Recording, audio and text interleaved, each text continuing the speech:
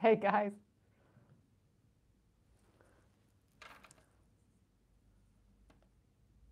Hey, you can zoom in on this. I didn't know that.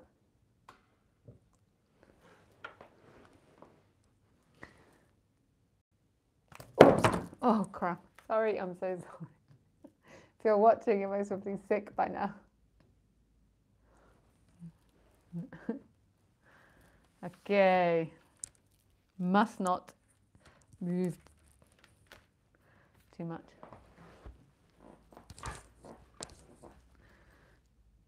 Yeah.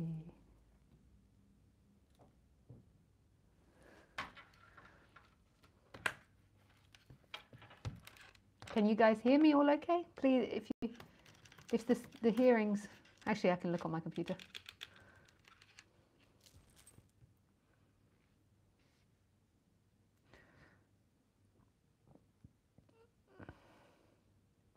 I have to do some technical things on the computer.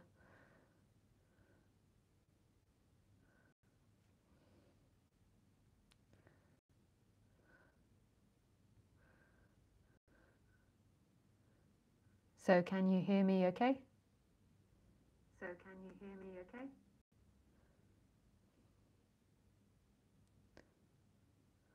Hello. Hello. So can you hear me okay? So can you hear me okay? Yeah, I think that's good.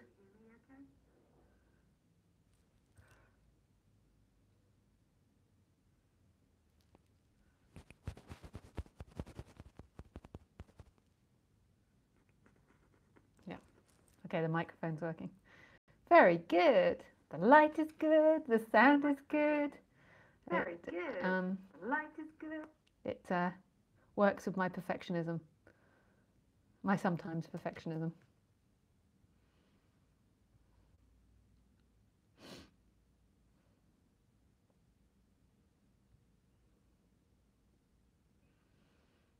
So at the beginning of the videos, you must be always wondering what I'm doing. I have to do some technical things to get started. I don't have a huge team that helps me. I tried to convince people to help me for free, but they always wanted me to pay them. So it ended up I just did it by myself. I was a rubbish guru. I didn't manage to get anyone to work for me for free. That's a joke. Yeah, I could be like a bomb. There are people that have helped me for free. It's a joke.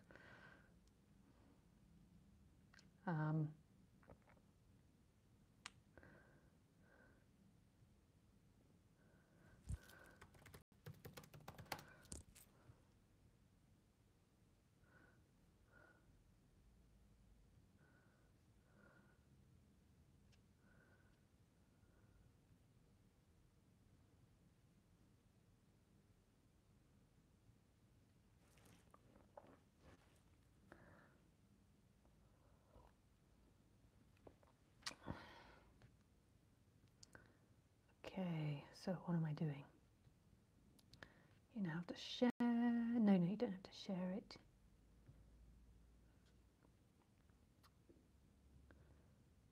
have to put the cards on. The cards.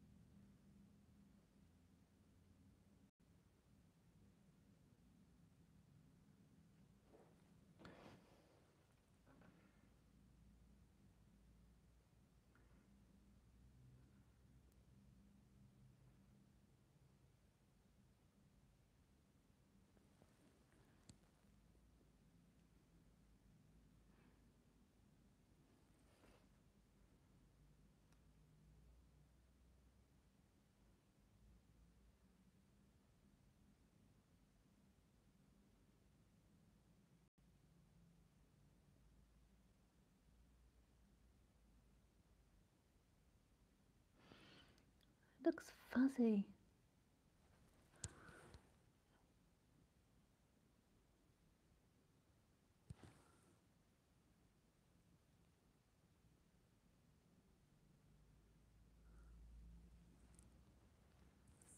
I wonder where that is.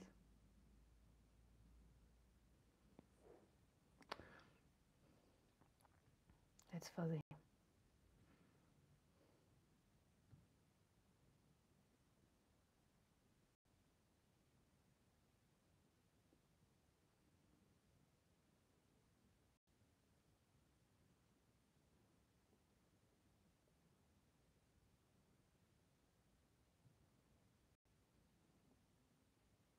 Hi Richard, hi Darren, hi Bernie, hi Willis.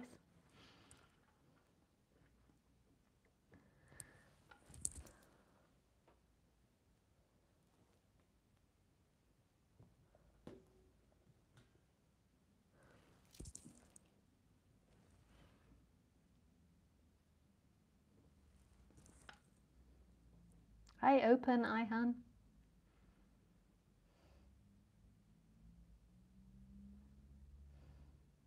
So hi guys, welcome to my live stream.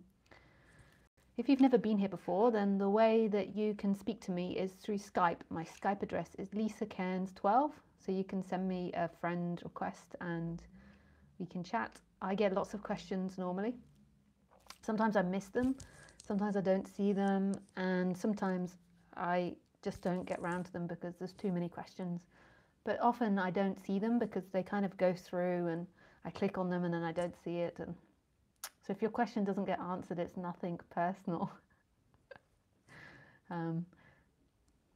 Yeah, I'll do my best. If you want to come to one of my events, then the next event I have is in March, the end of March. So 3 months. Yeah, exactly 3 months. The 28th of March till the 4th of April in Canar, Spain. And this is one of my favorite retreat centers in the mountains just behind Malaga. So at that time of year, I think it's perfect with weather like about 20 to 27. And that's perfect for me. I don't like it much hotter than that. Between 20 and 30 is what I like. That's the only event I'm doing at the moment. And you can go onto my website, which should be linked in the video somewhere, and you can see it. If you want to get updates as to when I go live on YouTube, which is normally Wednesday and Sunday, but if you want to get a notification, then what you do is you go to my YouTube channel and you press subscribe, but you also have to press the little bell beside it, and then that will give you notifications as to when I go live. They keep changing it, YouTube, and it's a bit confusing for people.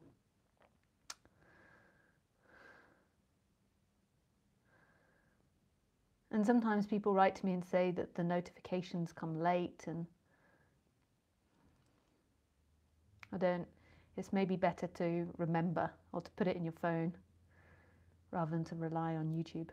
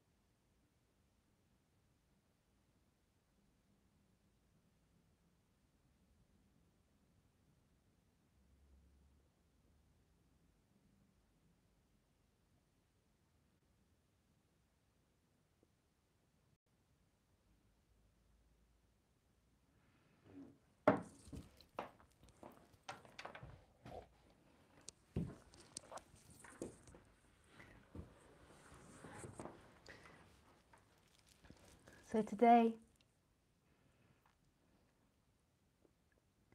I would like to talk about the guru. I'm sure most of you know why. I'm sure a lot of you have read an article on the internet about gurus, and I just feel like it's the topic, and I would like to talk about it. So, did I have a guru? Well, I wouldn't call it a guru because I'm sure if you followed me, I'm really anti using Indian words in like bringing Indian words over. Like we've got European English words to use, and I just personally don't really like using those words because I think it's better that we find our own words to depict spirituality with.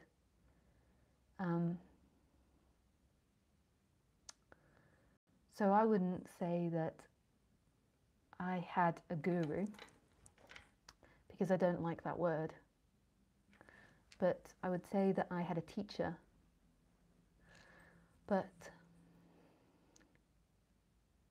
I had a teacher that I lived with for 3 years, and it was in the typical tradition of the guru that what the guru said was right, and that I was always cleaning my mind. Like I had to be shown that everything I thought wasn't true. So what happened to me over those 3 years of living with the teacher was I was shown that everything I thought wasn't true.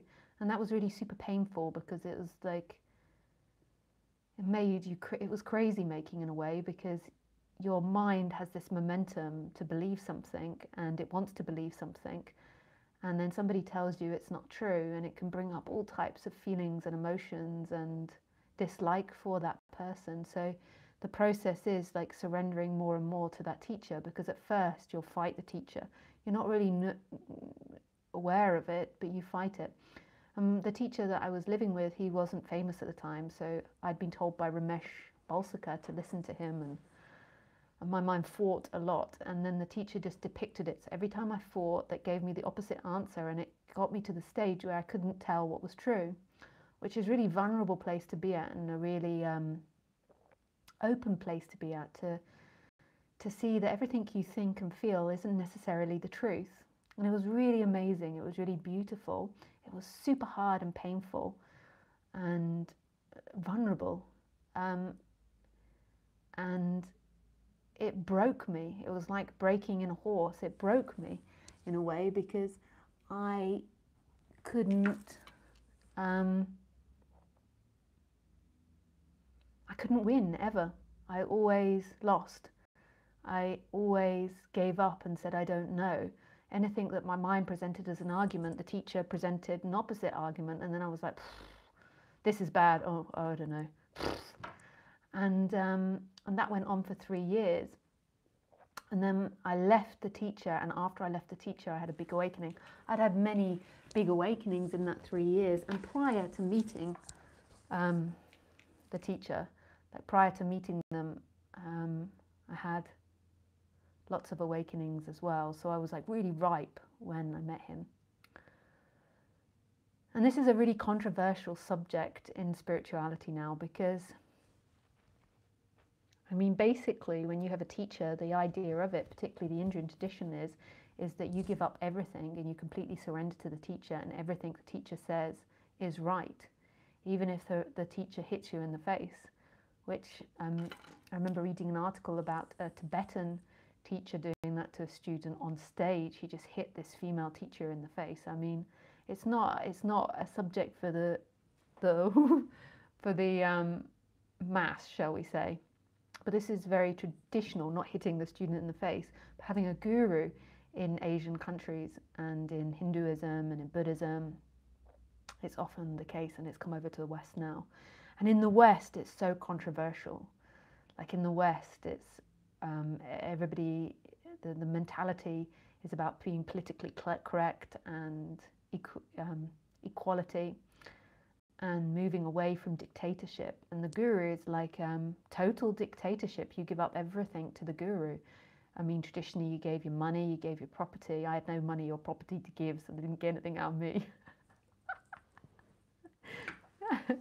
um, so that's the traditional way. And you know, a lot of people that get into non-duality or get into spirituality, they kind of gloss over that bit and they look at talks on the internet and they just forget about that. I mean, a lot of people that listen to me are, say, fans of like Ramana Maharshi, and like he was a guru. He was of that tradition where you'd go to him and you had to completely surrender to him and surrender to his will and surrender to what he says. He was of that tradition. But people tend to gloss over that and think that spirituality has moved on and is different. I don't know. I mean, I, you know, before my awakening, I got to the place where it was like, I don't know. And after my awakening, I still am, I don't know. You know, with the teacher, you question whether the teacher is like a narcissist or a psychopath, and then you think they're a gift from God and you think they're amazing. And that's what happens when you're waking up, is that you think they're the devil and then you think they're heaven and you think what they say is right, and then when you think what they say is wrong, because that's the nature of the mind, to swing from opposite polarities. And then sometimes you just have a view of them of somewhere in the middle. And still to this day, I don't know. I always say, you know, I don't even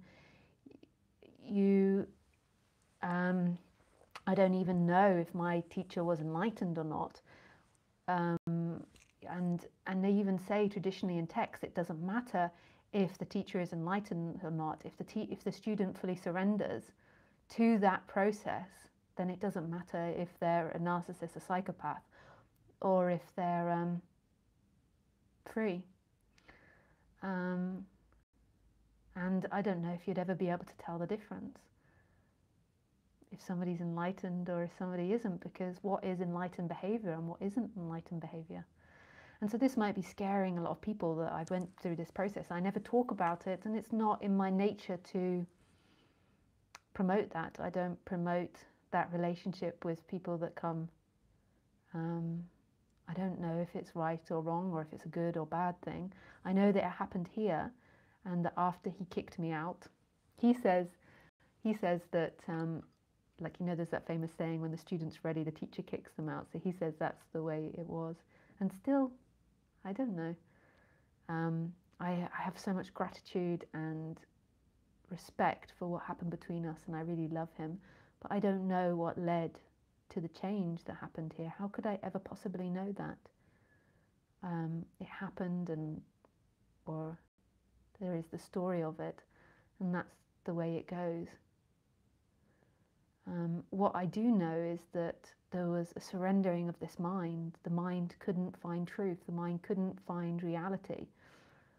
And, you know, when you get to that place, there's such an openness that comes about. There's such a vulnerability that comes about.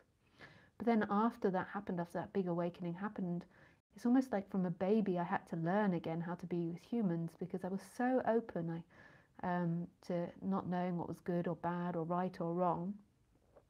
And when you're that open, then I had to go through a process of learning to be human again, because then I attracted people that wanted things from me, and I didn't have the correct barriers up anymore, because it was like being born again. It was like a child naively going out in the world and believing that everybody's pooping rainbows and talking about love.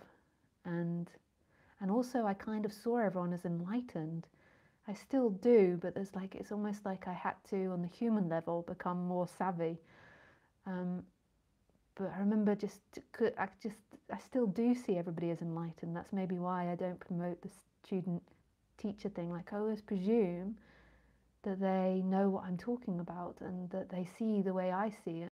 And I think that's another reason why at first I used to talk really like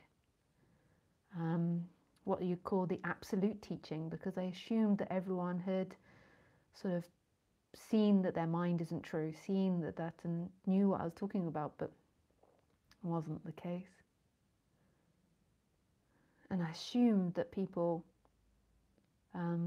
knew this and saw this, because in a way it is the way. Everybody is enlightened, everything is enlightened, And then it was like I had to remember a human part of me to distinguish and to judge and to put up boundaries, which was really beautiful and really relevant.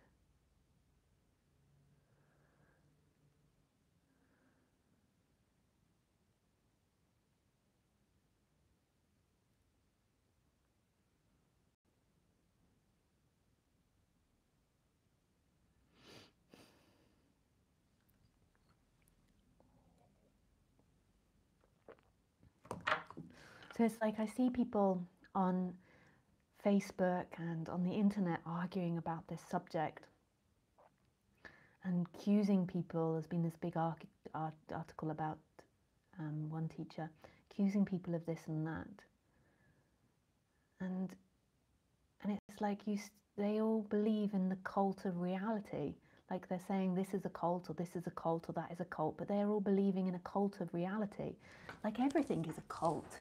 Like it's like you slag off the spiritual teachers and you slag off them for doing this. And I'm not promoting them or not promoting them, but look at our society. Everything is a cult. We're being influenced all the time. Like Facebook is suggesting ads to us. Our shops sell particular clothes the way our parents are, our society is. Like our society is one big cult. We're in many cults. At least with the guru, they're saying, I am a guru and I am enlightened. Whereas society is pretending it's not doing it, and everything is trying to persuade you of something. And what I found with the gurus, it's not that what the guru says is truth, it's what you believe is untrue. And that's the struggle with gurus, I think, is that they have to, in a way, put across an argument. They have to tell you what you're saying is not true, that isn't true, that is ego. But then it's not that something else is true, but in saying that, you begin to believe that's true.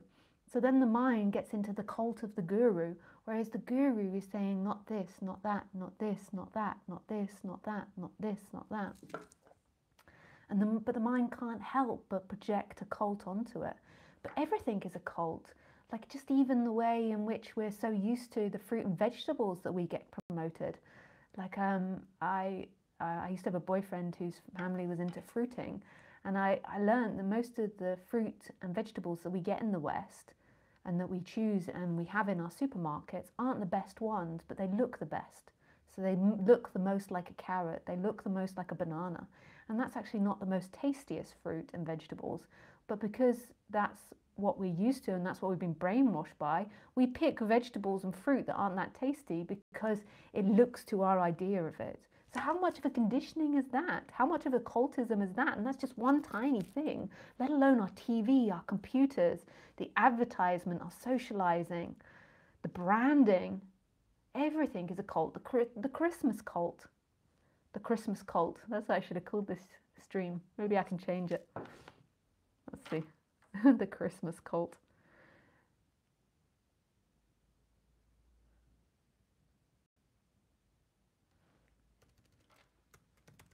Like how much is is Christmas a cult?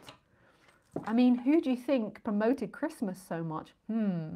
I think that's advertising companies that want to sell you the idea of presents, so then you buy more presents. I don't think it's a religious thing. I think it's about giving presents. Not that I'm against that. I love presents personally. I really love getting given gifts. Now, I'm not just saying that because I'm the guru and I'm like, you're going to send me gifts now. I do actually love receiving gifts, especially from my mum. My mum does really good presents. So everything is a cult. And it's seeing that none of what we think in our mind is reality. It doesn't mean that the mind can't think and that we can't say this is red, this is computer, I like him, I don't like her. It's just that none of it's reality. What is reality is presence. But normally your mind is so addicted to you and being in time that, uh-oh. Okay, I just have to go and delete Skype on my phone, otherwise this is going to be a nightmare. One sec. So it stretches everything. So I like the way that you see me. This is stretched because it's fitting to the screen, you know, like the long angle screen. So actually, like to do that in order they stretch things. So you can see at the background slightly bent. It's just the way it is. I've fixed the light, I've fixed the sound, so now I'm going to moan about the stretching. I'll soon get it perfect.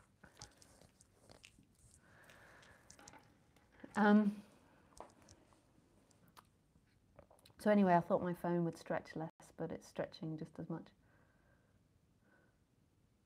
So,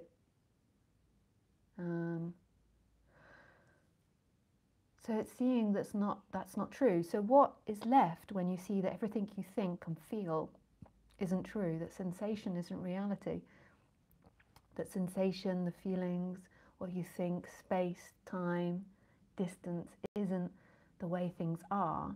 So when you strip that back and you question that, what's left?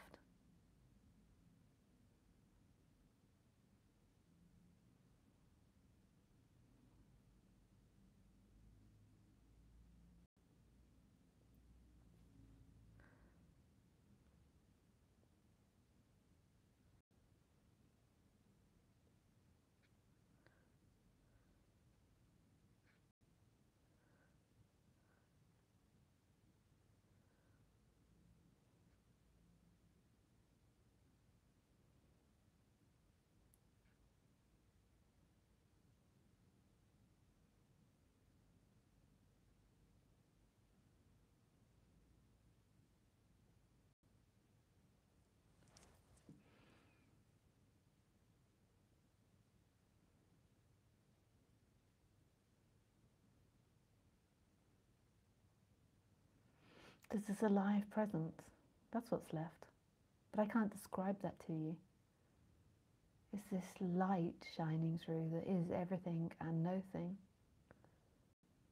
You think that you're looking, but that's just a thought.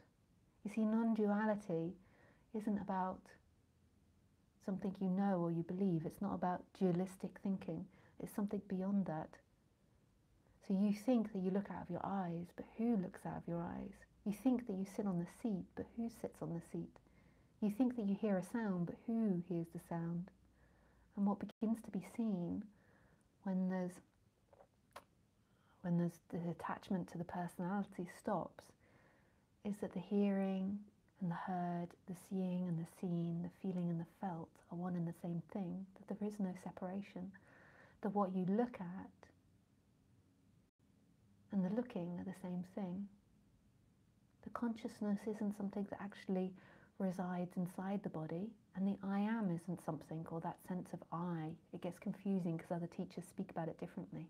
I don't mean I am as in I am someone, but that sense of being, that sense of I, big I, or amness, is actually not inside the body, it's everywhere. It is everything. And it's still, and it's in movement. And you don't need to imagine this. This isn't about you getting it. It's the way it is. As it stops being a grasping to looking in time. And so what I think these talks are about, and I don't know how to be the guru or how to do the guru thing, but maybe that's something that just happens. But what these talks are about is resonating with what's being said. It's not understanding it. It's not leaving this talk with a new religion. I'm actually anti-religion. It's not about that. It's not about having a new dogma or belief system that you can go and battle with people on Facebook or people on YouTube. It's about a sense of aliveness. It's a beingness. And you can't say you're right and you know it better than someone else, because this could be put 1,000 ways. 1,000 ways. And every teacher says that the way they say it is the right way, and I'm implying the way I say it is the right way. But it's impossible. This has no wars. This cannot war against someone else. How can this war against something else when everything is yourself?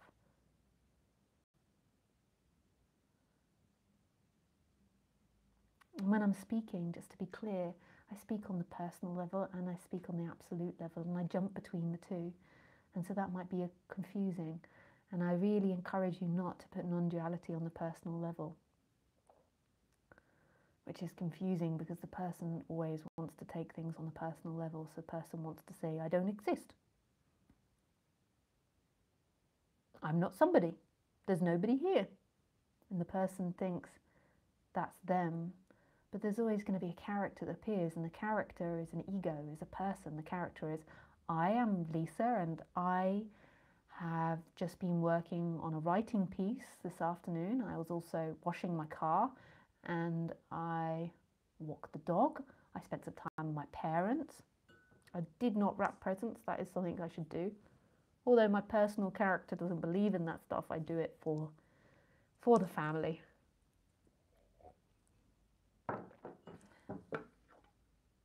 Yeah, there used to be this thing in Australia that I liked where you wrapped things in scarves so you didn't waste the paper. I haven't got scarves to wrap it in. That was a nice idea.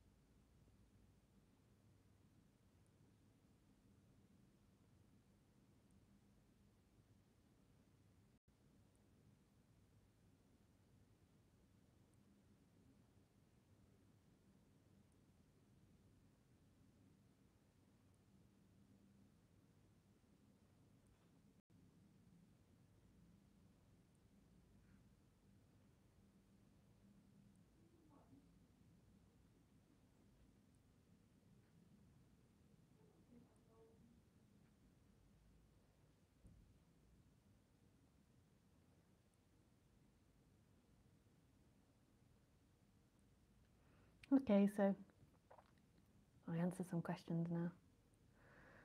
Okay. Hi, Darren. Are you streaming today? Oh, oh yeah, funny. He says it doesn't seem to show up in YouTube. Yeah, YouTube baffles me sometimes. It like stopped monetizing my channel for a while, and then it stopped putting views on my channel. Then it stopped sending notifications to people. I think it's often when they update it, then they get bugs, and certain phones and certain people get the bugs, and then they get written to about it, and then they fix it. I think it must be super hard, like making all these programs for all these different phones and computers compatible. My parents were both programmers, so I know how complicated it can be.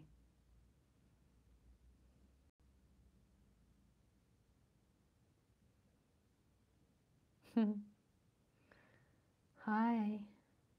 Hi, Jeremy. Hi, Vadios.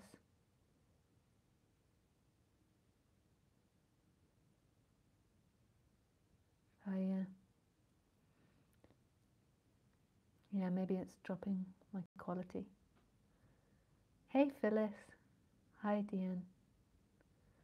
I imagine that action coming from freedom are unconditioned, 100% spontaneous, but lately I see that all is a product of prior conditioning, like the spiritual experience in listening to non-duality, having reconditioned our minds, and as a product, the action that follows are less selfish. I feel that if there is something that is important, is the place where I'm coming from, not the actions itself. Lots of love. I don't know, if you do become less selfish, you become less hateful. Totally, there's no hate there, but I don't know if you become more altruistic. I think that's a personality quality. So yeah, it's all spontaneously coming from that no place. But the personality still has thoughts and still manipulates and still attempts to get things. That's what it's like to be a human. But it's all spontaneously coming from nothing, not from the past, not from you, but from nothing. But in the personal world, it comes from time. In the human level, it comes from cause and effect, and the story of Lisa and the story of whoever she's interacting with.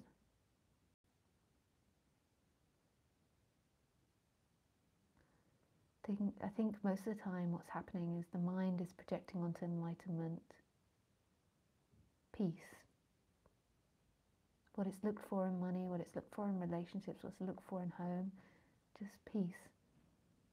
And it will always believe it's that, and it can't understand that it's something beyond the human because it has no concept of it. Before that big awakening 7 years ago, I'd have never realized there was a different possibility like this. I would have always thought it was human bound, even though I'd had loads of awakenings before, and I knew this, I still thought it was human bound because you can only think in human bound terms, you can't think in non-duality terms. In thinking, it's from the past and towards the future. But right here, right now, as I look to you and speak to you, it's innocently coming from nothing, from emptiness, from the void. But it's coming out as if it's coming from someone that's moving in time and thinking in time. Isn't that something?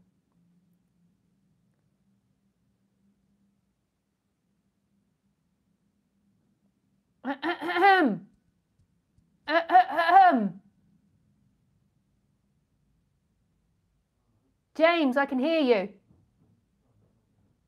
And 125 people can as well.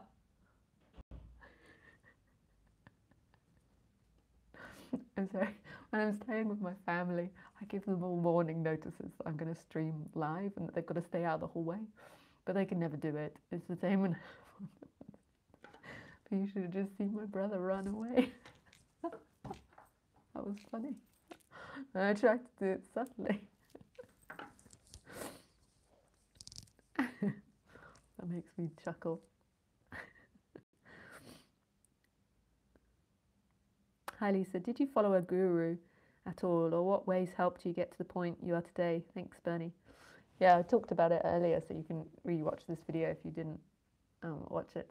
But You know, it's not for a lot of people in the West, because a lot of people in the West are so pro they are right that they feel like I can do it by myself online. And who knows?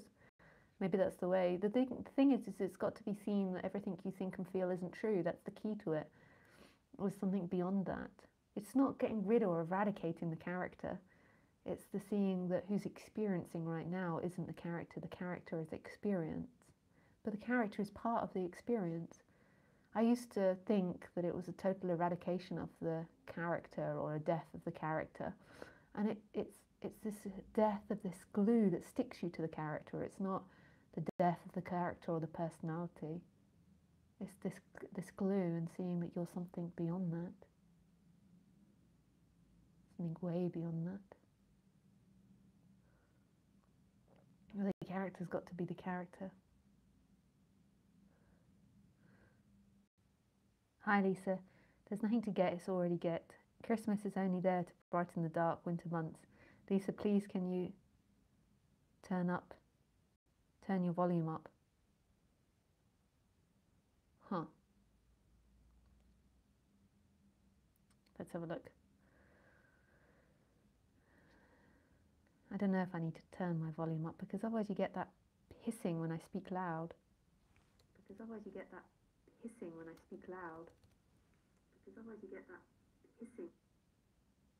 Hello. Let's see if I need to turn my volume up.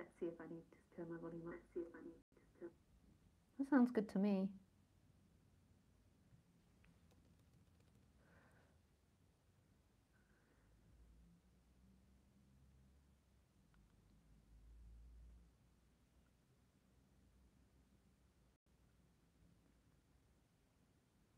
I think it's good. Yeah, that's nice. That's a nice level.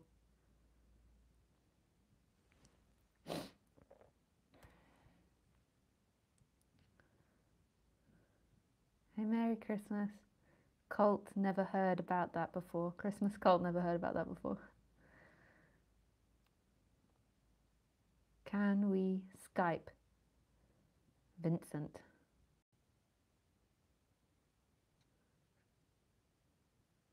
Sure, Vincent, if you're still there, you can call and we shall speak.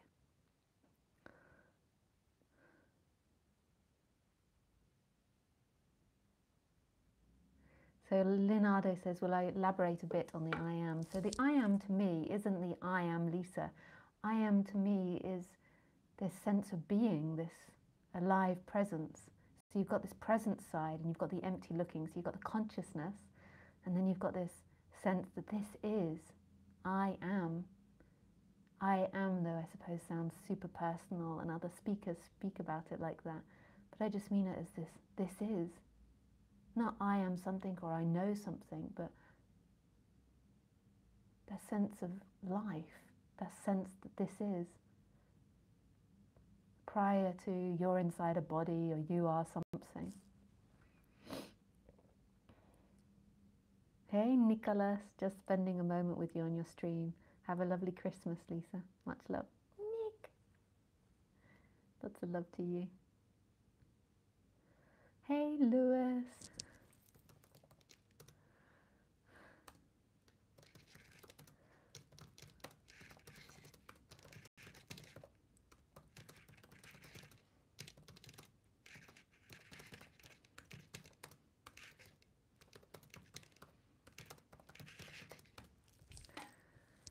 Hi Sue. Volume is perfect, Lisa. Thanks. Merry Christmas. I've been following you for several years and deeply appreciate your pointers. I don't believe in seeking, but I still do it.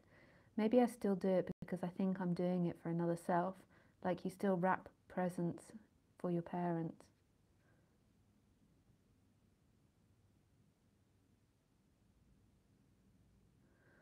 Yeah. And what I found when I was with this teacher that I was talking about earlier was that there was so much unconscious seeking.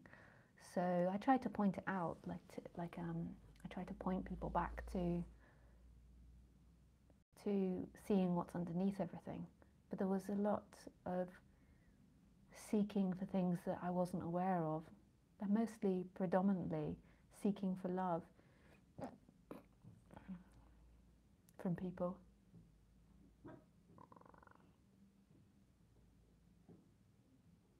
But it's not even really that. Like, the person can still want to be liked and appreciated. It's that energy that's believing the home is there. Home is here. Home is in that I am presence and the empty looking.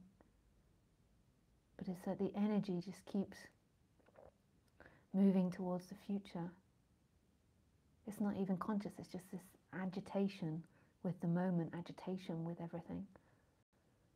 It's okay to want, it's okay to want to be liked or want to be appreciated, but nothing will give you what you're truly looking for. What you're truly looking for is your essence, which is here.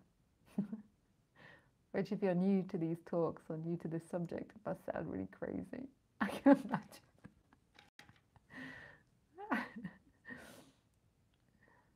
Like, recently I realized that a lot of people that listen to my talks really aren't into meditating.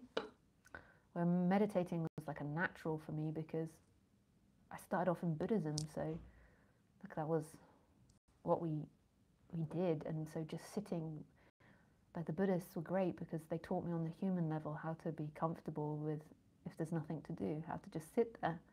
You just sit there. First, my mind used to go crazy and I used to struggle a lot.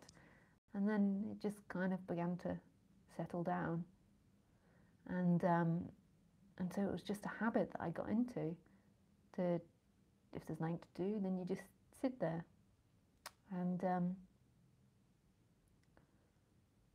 I noticed that a lot of the people that come to my talks never have been into that, and they always feel like they have to be doing something, even if it's listening to a YouTube video. And they're not comfortable with this present moment, what's happening, that there's nowhere to get to on the absolute level. On the human level, you gather your food, you cook your dinner. But on the absolute level, beyond the human, there is nowhere to get to. You're home. You don't have to work all this out. You don't have to be a superstar in order to be loved.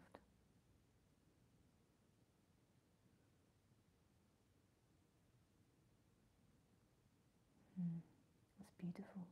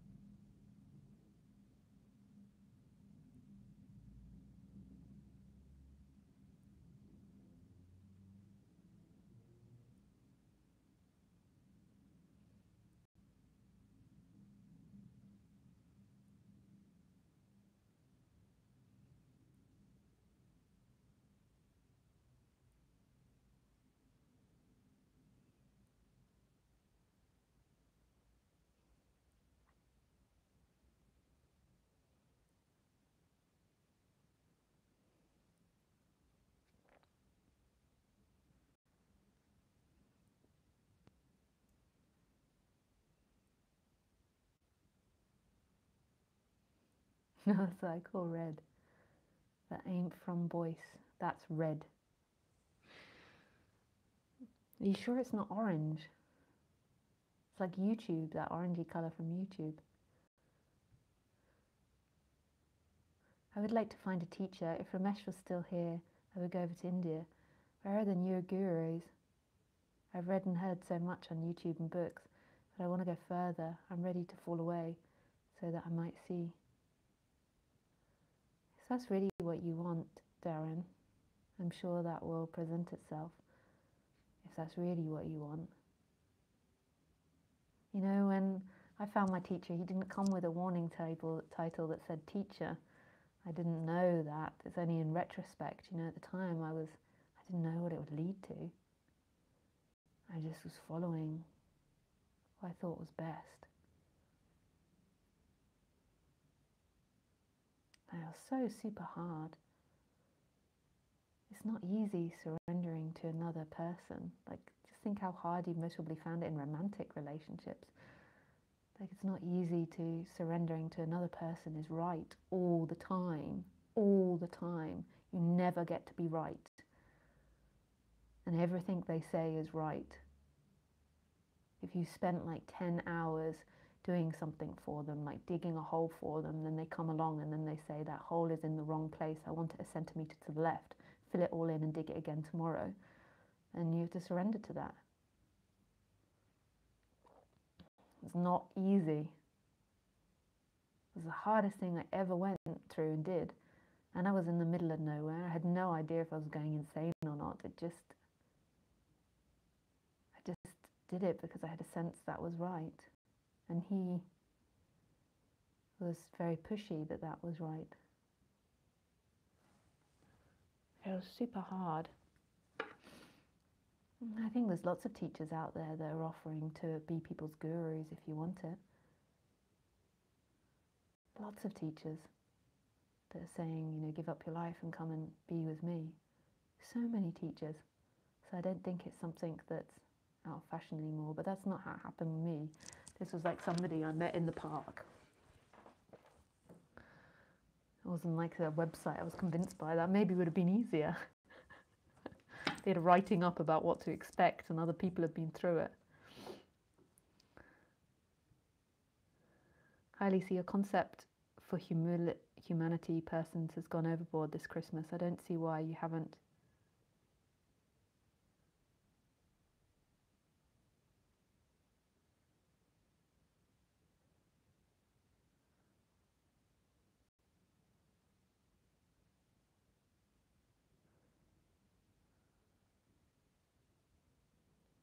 Wow, Jamel, that is super patronizing. Baby girl. Okay, you're getting blocked. I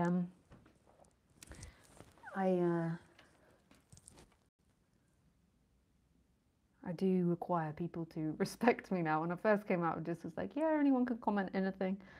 Whereas now, block contact. Now I require respect, even though most probably you'll come back with a different name. You're crazy, that's red as a fisherman's car. Red, red, red, on the very contrary of my sweater, which isn't red. Yeah, maybe it's red.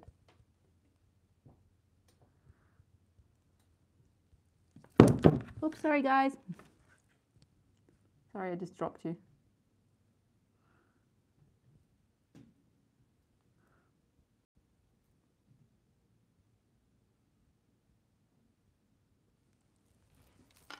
It didn't seem to move me down at all.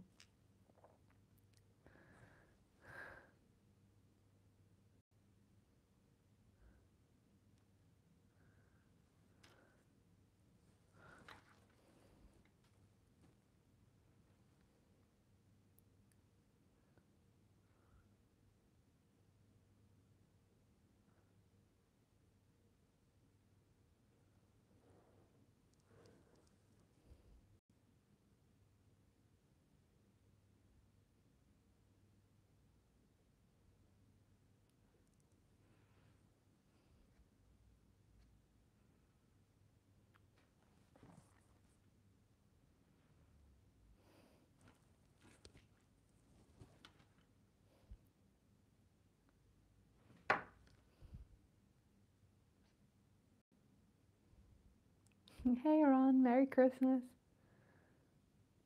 I relate to the guru perspective you described. You said you were always told that what you think isn't true. I find this happens all the time in my own head. The true guru is inside us. I think sometimes and always think the opposite also and find that neither is true.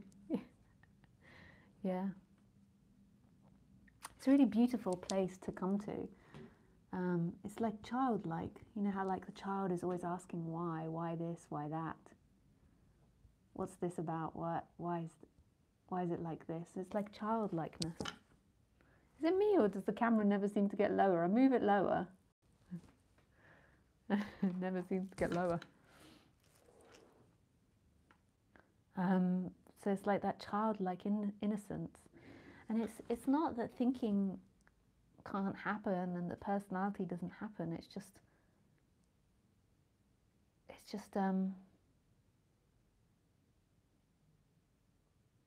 the energy behind that disappears. That energy that thought this is true and this is the way it is, that was like addicted to thoughts and you.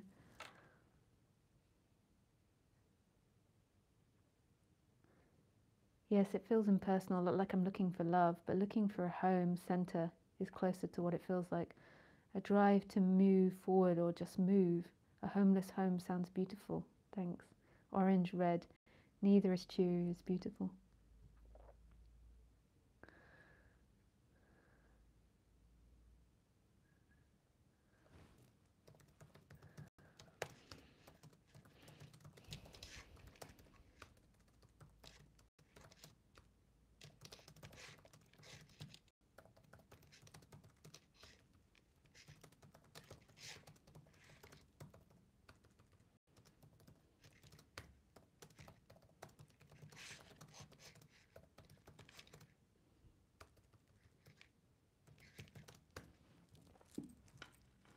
It's not necessary that the thoughts are incorrect, but that they're not my thoughts. Yeah. That's true, Ron. They aren't your thoughts. They don't belong to you. They're just a happening, and the mind thinks. And the mind has its own particular perspective. It thinks this, it thinks that. And it doesn't belong to you.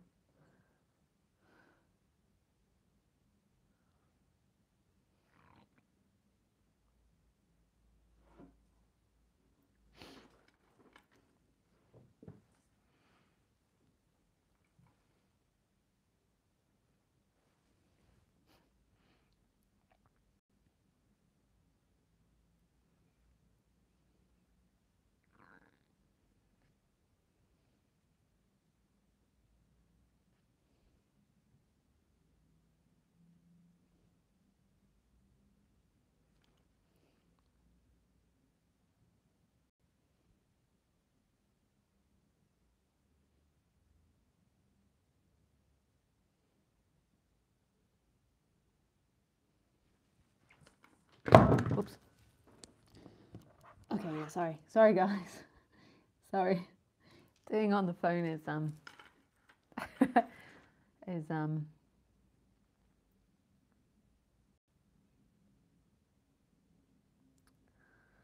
not as good as the iPad because I haven't got such a good stand.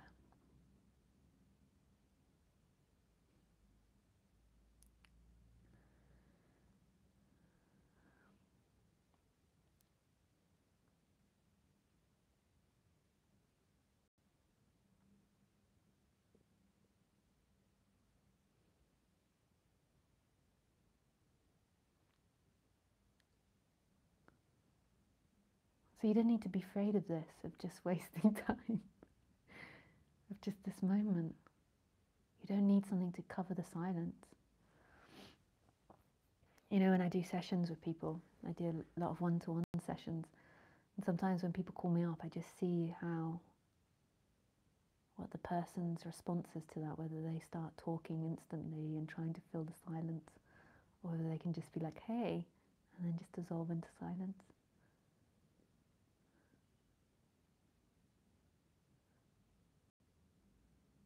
We're in a culture that's always about words, words, words.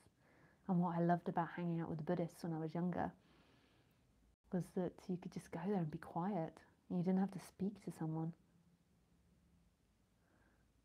You could just smile and speak to them a little bit, and then they were so used to all being in silence that dropping into silence was fine. People didn't invade you with words.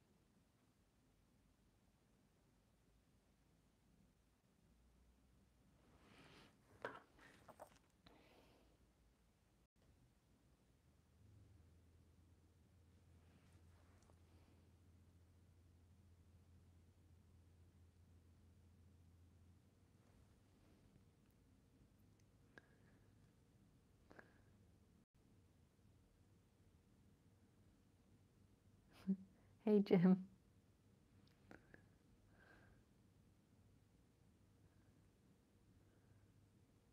Ask your mom for an iPhone stand.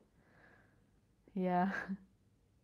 I don't know if she would be very good at that sort of present.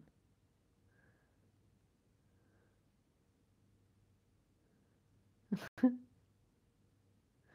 you find that non-duality path tends to attract the more introvert type of personality people?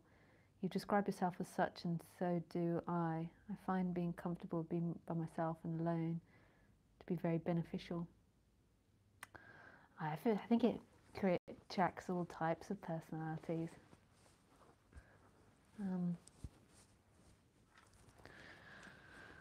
Yeah, all types of different personalities.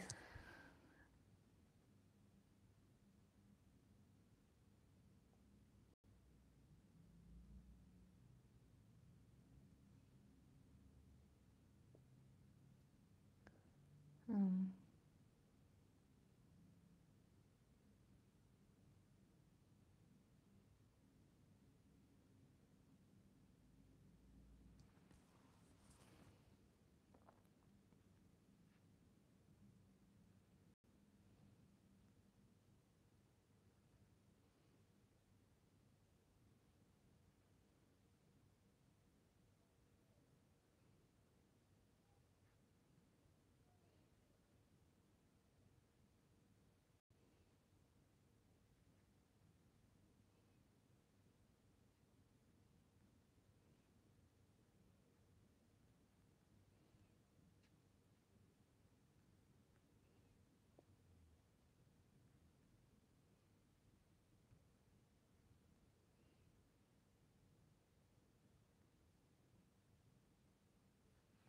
This is amazing to type something here in Colorado and see you respond magically on my TV.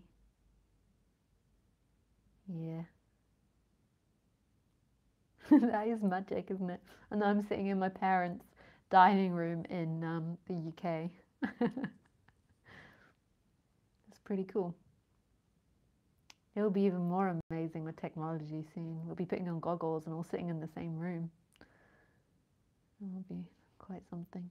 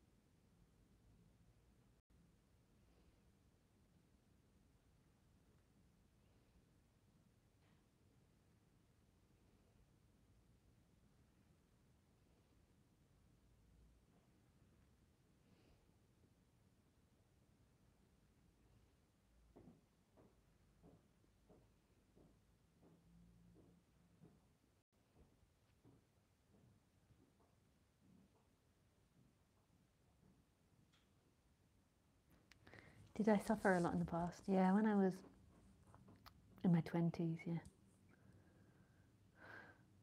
In my late teens.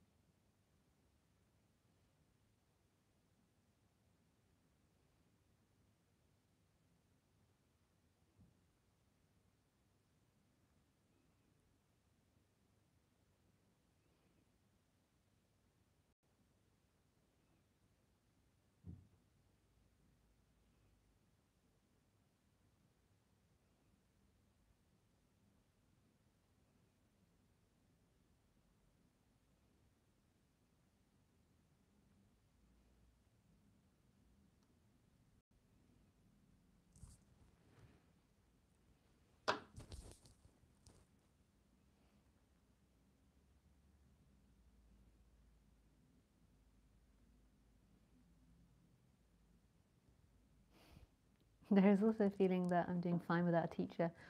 This is from Darren. After all, why do I need to go around the world to find a guru? I bumped into Muji last year in my local park. That was unexpected. I guess I just need to go to the park more often. Yeah, I can imagine that was unexpected. Yeah. And really, life's your teacher. It's not really a person, it's life.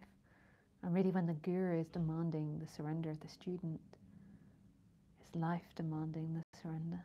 It's life you're surrendering to, not a person. But often, or sometimes in some people's cases, it's the teacher that's surrendered to first. The human There's a surrender to first, and then there's a surrender to life.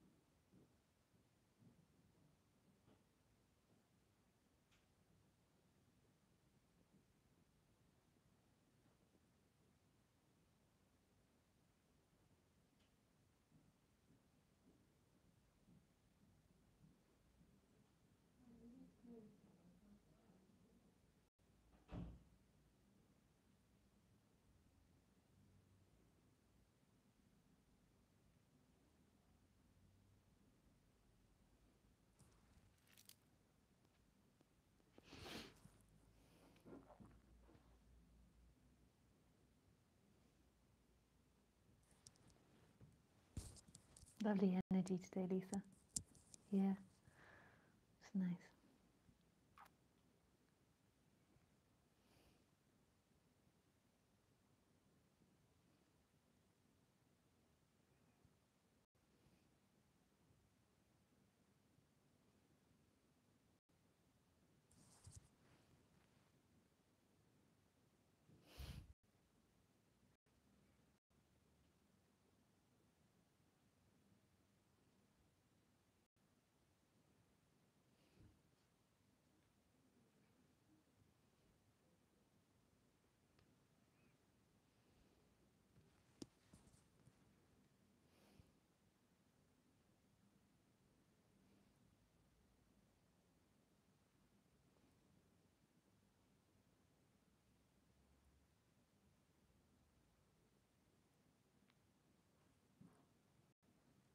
I think the source often of the seeking of the attachment to the person is this sense of guilt. You know, the story of Adam and Eve being in the Garden of Eden. This guilt at their own nakedness. When they became self-aware, they realized they were naked. And I think that this is the source of the attachment to the person, is this sense that you own this life and that you have to control things.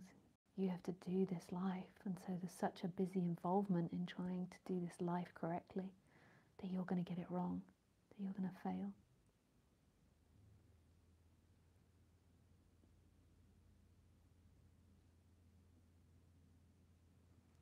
But thanks, guys. Merry Xmas. Enjoy the Christmas cult. Sending you lots of love. Bye, guys.